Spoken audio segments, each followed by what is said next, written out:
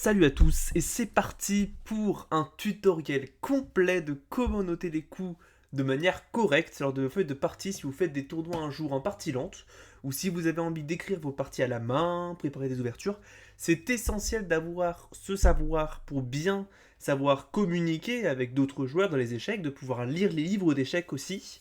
Globalement, savoir écrire un coup aux échecs est primordial.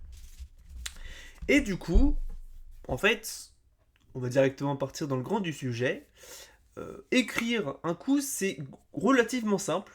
En fait, c'est comme si on disait nos coups à voix haute. Sauf que, on va voir que, évidemment, il va falloir abréviationner le terme un petit peu, parce que sinon c'est illisible. Par exemple, ici, dans cette position, euh, les noirs jouent fou D7. Eh bien, comme je l'ai dit, on a vu, j'ai dit fou D7. Donc ça va être écrit fou D7, mais on va pas écrire sur la feuille fou D7. En fait, on va faire une abréviation de tout ça. Donc D7, c'est... On va écrire D7, mais ça va être à la fin. On va d'abord écrire fou, du coup la pièce, puis la case. Comme je dis fou D7. Je dis pas D7, on y met le fou. Je mets le fou va en D7. Fou D7. Et donc, on va faire la pièce plus la case. Et pour faire la pièce, rien de plus simple, on met l'initiale de la pièce en majuscule. Par exemple, ici, fou D7 s'écrirait comme ça. Fou D7. F majuscule D7. Pour l'instant, tout va bien. Maintenant, là j'ai fait un peu pour toutes les pièces pour bien que vous compreniez cette chose. Ici, les blancs jouent cavalier C3. Ici, donc au cas où, hein, les coordonnées sont ici sur le bord. Donc, vous pouvez voir que là, ici, c'est C3. Comme ça. Et donc, cavalier C3. Et du coup, vous avez compris, hein, c'est cavalier C3, donc ça s'écrira C majuscule C3 pour cavalier C3. Pour l'instant, tout va bien. On met la pièce, puis la case. Pour cette position-là, les blancs jouent ici tour E1, donc ça sera T majuscule E1. Tout va bien. Je fais vraiment toutes les pièces pour que vous compreniez. Attention, cette fois-ci, il y a certaines personnes qui appellent, par exemple, pour cette pièce E3, il y en a plein qui l'appellent ça la reine. C'est pour ça, en général, aux échecs, il me semble que l'Académie française des jeux autorise qu'on appelle ça une reine. Mais globalement, en tant que joueur d'échecs, 95% des gens appellent ça une dame. Et pour cause, ici, par exemple, pour écrire ce coup, dans les manuels d'échecs, on n'écrit pas RE3. Pour reine E3, on écrit DE3. Pour dame E3. Donc, dame, ici, E3. Tout va bien. Donc, globalement, c'est assez logique pour l'instant. Hein. L'initiale en majuscule plus la case. Pour finir, vous avez compris, mais on va répéter encore. Comment noterait-on ce coup-là? Je vous laisse mettre pause si vous voulez. Eh bien, vous avez compris, le coup est roi B8. Donc, ça se notera R majuscule B8 pour roi B8. Tout va bien. Pour l'instant, c'est très très logique. Maintenant, cependant, on va voir sur les trucs un peu plus compliqués. Bon, globalement, on va voir aussi les prises, parce que c'est Ah oui, les pions. Il manque un petit coup que j'ai pas vu, c'est les pions. Là, il y a un petit truc à savoir, c'est que les pions, en fait, on va pas écrire P majuscule C6, par exemple. Ici, les noirs jouent le pion en C6, mais on va pas écrire pion C6, on va pas écrire PC6. En fait, quand c'est un pion, c'est très simple, on oublie de mettre la lettre, parce que c'est pas une pièce en fait, c'est un pion. Donc, on va écrire simplement C6. Pas de lettre, juste C6. On met juste la case où atterrit le pion. Mais si jamais vous avez si jamais vous avez envie d'écrire pion C6, je pense que vous pouvez. Mais dans les livres et tout, ça sera écrit C6 globalement. Donc quand vous voyez en ligne vos parties, c'est écrit C6. Quand vous voyez les PGN, c'est écrit C6. Globalement, C6 est la notation officielle. Après, évidemment, si vous écrivez PC6, les gens devraient comprendre. Mais normalement, c'est C6. Je vous le dis. Maintenant, on va apprendre les prises. Donc, dans cette position, par exemple, j'ai pris que des positions qui sont arrivées dans des parties pour l'instant. Les blancs jouent cavalier prend C6. Mais là, du coup, c'est un peu différent. On ne peut pas écrire cavalier C6. Je pense qu'on peut, mais c'est pas... Il manque le prend, quoi. Eh bien, comme on le dit comme ça à l'oral, on va faire exactement pareil.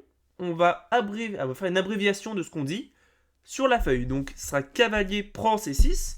Donc, C majuscule prend C6. Pour l'instant, tout va bien. Et si jamais il y a une prise, c'est très simple, c'est X. Pour dire l'élimination d'une pièce. Donc, dans ce cas-là, ça sera, vous avez compris, C majuscule X C6. Pour cavalier prend C6. Tout va bien. Si vous n'avez pas compris, ne vous inquiétez pas, ça arrive. Bon, normalement, voilà. Maintenant, la seule prise un peu spéciale, c'est quand on prend un pion. Cette partie est arrivée entre Kritz et Pilgard, donc 2 mètres. Et ici, Pilgard a joué ce coup-ci. Celui-là. D'ailleurs, j'ai oublié de mettre la flèche bleue, autant pour moi. Voilà. Ils prennent d'un pion. Donc là, c'est un peu plus compliqué. On ne peut pas écrire pion prend F6. C'est pas la notation normale. Parce que dans ce cas-là, ça aurait été P majuscule X F6. Tout va bien. Cependant, vu que c'est un pion, on va prendre la colonne du pion. Et ici, c'est la colonne G. Parce qu'il pourrait y avoir un pion là, ici. Par exemple, pour prendre comme ça. Donc P prend E6 ne marcherait pas. Du coup, on prend la colonne du pion, parce qu'en général, il y a un seul pion par colonne. Et même si jamais il y a 2 pions sur la colonne, il y a un pion qui peut prendre une case. Parce que les pions ne peuvent jamais revenir en arrière et ne peuvent pas prendre d'une autre manière qu'en avant. Donc c'est logique qu'elle soit beaucoup plus simple de jouer sur la colonne. Donc ce qui va se passer, c'est qu'on va prendre la colonne. Ici, vous notez que la colonne où se trouve le pion actuellement, c'est la colonne G. Donc on va prendre cette colonne, donc ça va faire G. Et après, on va continuer notre truc. Là, il y a le fou étant F6, donc ça fera prend F6. Donc c'est le pion qui se trouve sur colonne G, prend F6. Pour faire une abréviation, on dit que c'est G prend F6. Donc vous avez compris. G prend F6. G prend F6. Pour l'instant, tout va bien. Je pense qu'on est assez d'accord. Globalement, ça va. Donc, ça, c'est pour les prises. Il faut juste se rappeler que les pions, on note la colonne. J'ai vu certains de mon club, notamment, écrire E prend F6 à chaque fois. E prend la case, peu importe quand c'était un pion. Donc, ça m'a fait un peu marrer, hein, parce que c'est marrant, quoi. Mais du coup, on va voir maintenant un autre truc important, c'est les échecs et les échecs et maths. Donc j'ai pris cette position-là, qui est typique de la bird, c'est au noir de jouer. Et ici, bon, je vous demande pas de résoudre la position, même si vous voulez, vous pouvez. Hein. Mais on va voir du coup comment écrire un échec et un mat. Ici, par exemple, ce coup-ci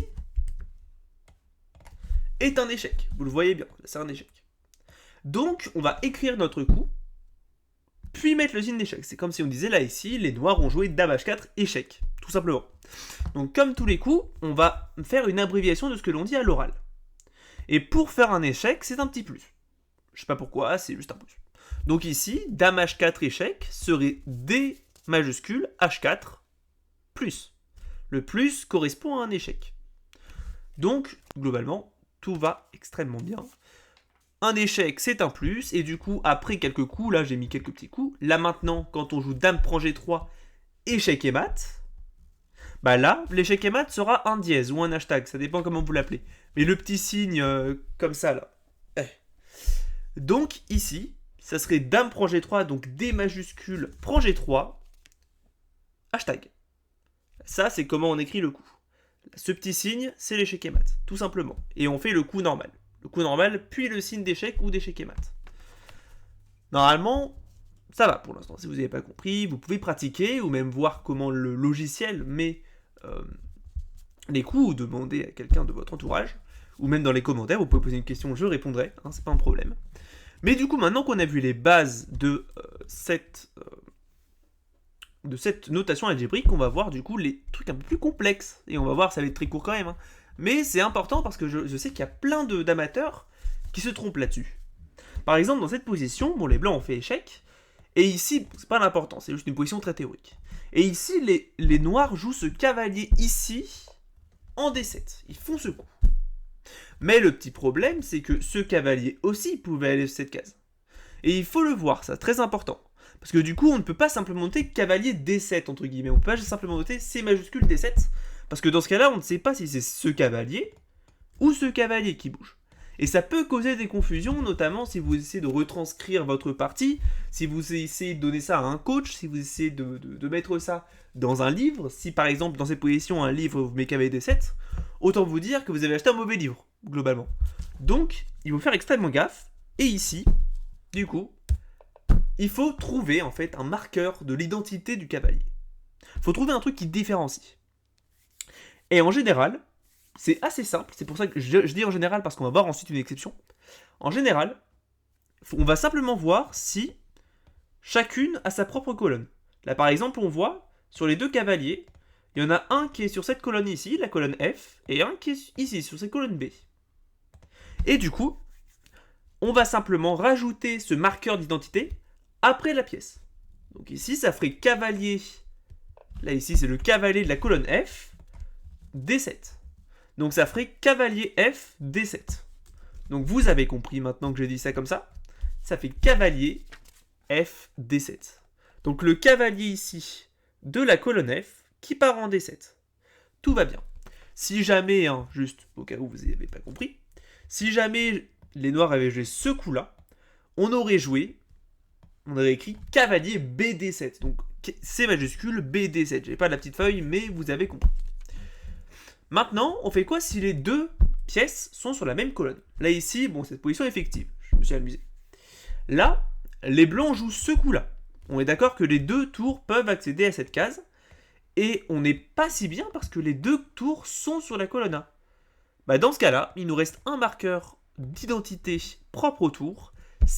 Propre à la pièce, quoi. C'est la rangée. Première rangée, deuxième rangée, troisième rangée, etc. Donc là, on a une tour sur la première rangée et une tour sur la septième. Et ici, c'est la tour sur la septième qui part en A2. Donc ici, le marqueur d'identité est la septième rangée. Donc ça ferait, le coup à l'oral, tour de la septième rangée part en A2.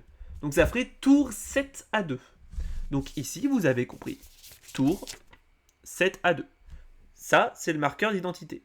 Tour de la septième rangée. Donc, globalement, c'est les seuls moyens un peu bizarres, en fait, de noter les coups. Typiquement, ça serait... faut juste penser à ajouter ce marqueur d'identité quand deux pièces de la même sorte, parce que s'il y a un fou et un cavalier qui peuvent aller sur la même case, on s'en fout, parce que c'est pas la même pièce, donc c'est pas la même initiale. Mais si j'avais ces deux pièces de la même sorte, il faut bien penser à mettre le marqueur d'identité. C'est très important pour être lisible sur votre feuille de match. Et c'est particulièrement important, notamment, si vous faites des tournois lents, pour les arbitres qui doivent, en fait, retranscrire votre partie. Pas retranscrire votre partie, mais vérifier si les coups sont légaux. Si jamais il y a une reconstitution, par exemple. Si votre coup est mal noté, ou que vous avez mal noté, que vous n'avez pas mis le marqueur d'identité, ça peut vous porter préjudice. Donc il faut bien penser à y mettre, pour éviter de se faire bananer comme ça, globalement. Donc, juste, je fais une petite aparté. Toujours pareil, globalement, ce principe, ce principe est valable aussi quand c'est une prise. Par exemple, ici, vous pouvez essayer de trouver, je vous laisserai mettre pause, comment on note ce coup-ci. Vous pouvez mettre pause si vous voulez.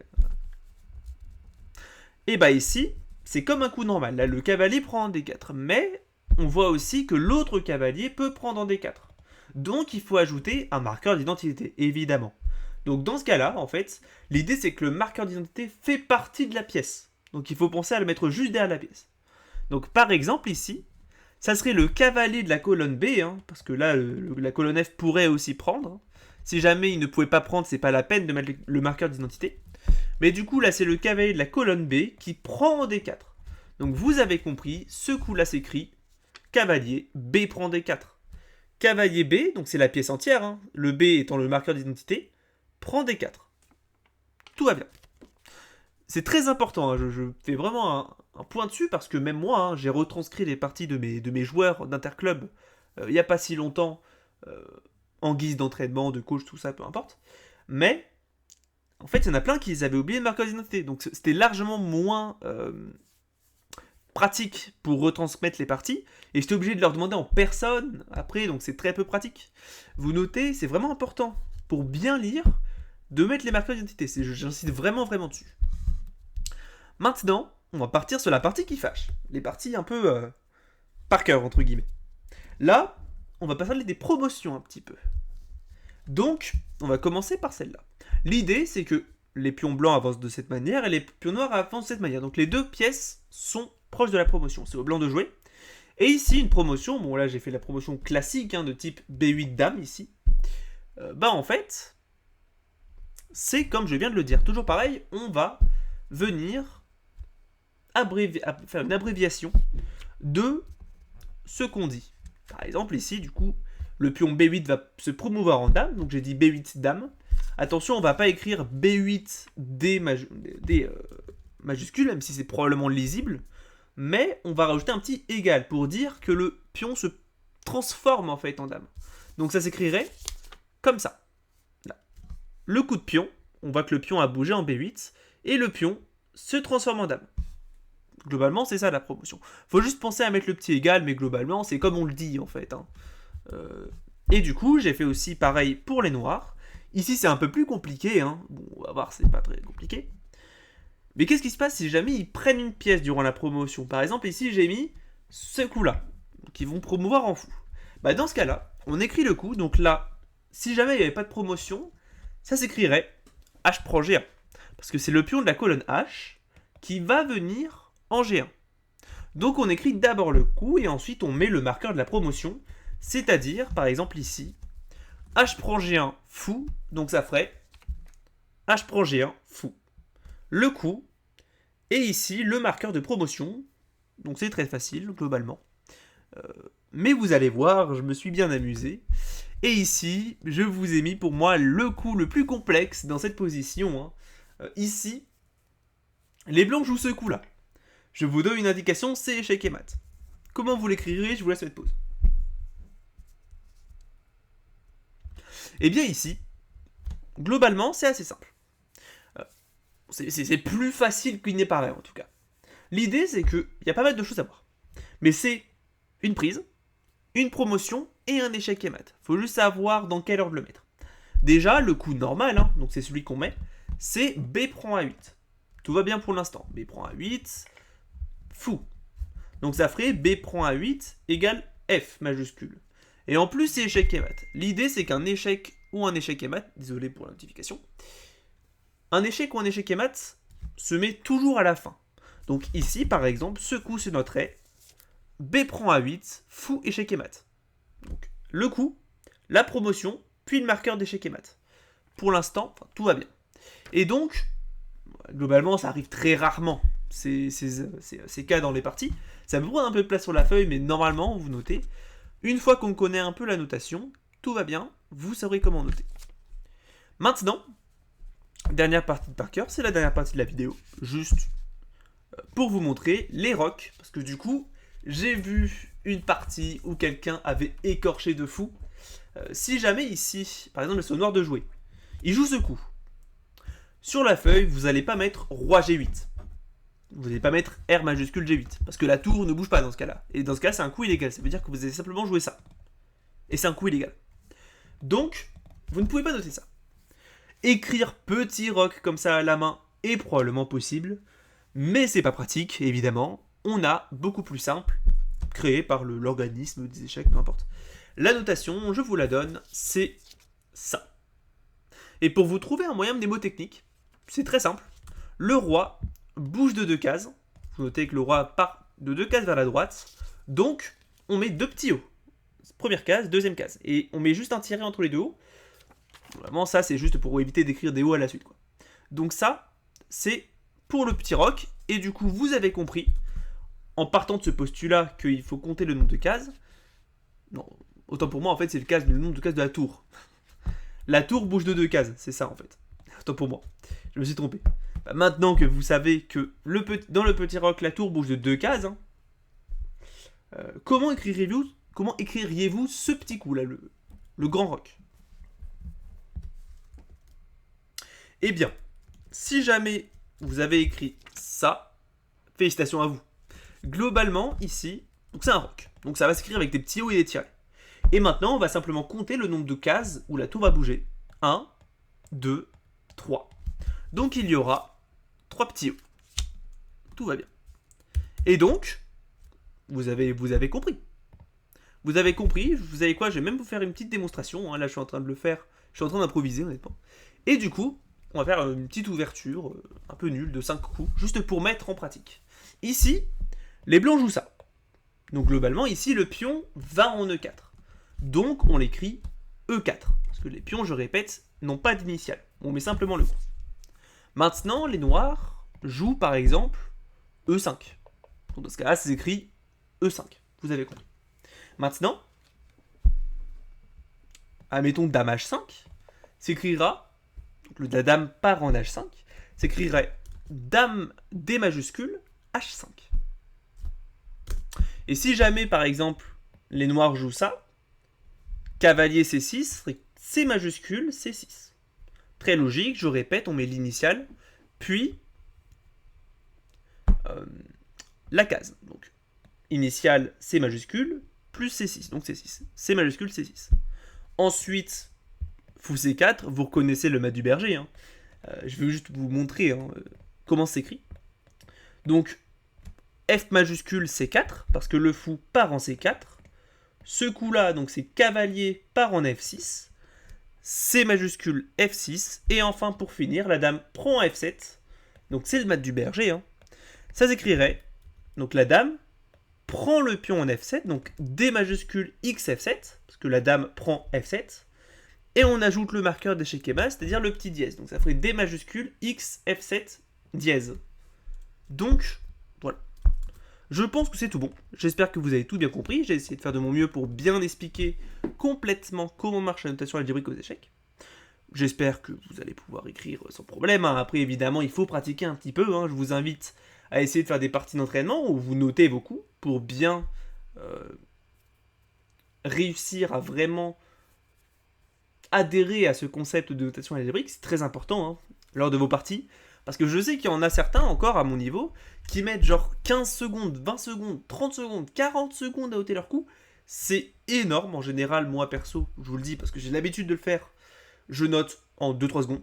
Parce que j'ai l'habitude, hein, c'est dans ma tête. J'ai dit dame prend F4, dame prend F4. Et du coup, voilà. J'espère que vous avez aimé cette vidéo. Globalement, j'ai essayé de faire de mon mieux pour bien expliquer. Hein. Aimez, likez la vidéo et abonnez-vous si ça vous a plu. Hein. Moi, je suis toujours preneur.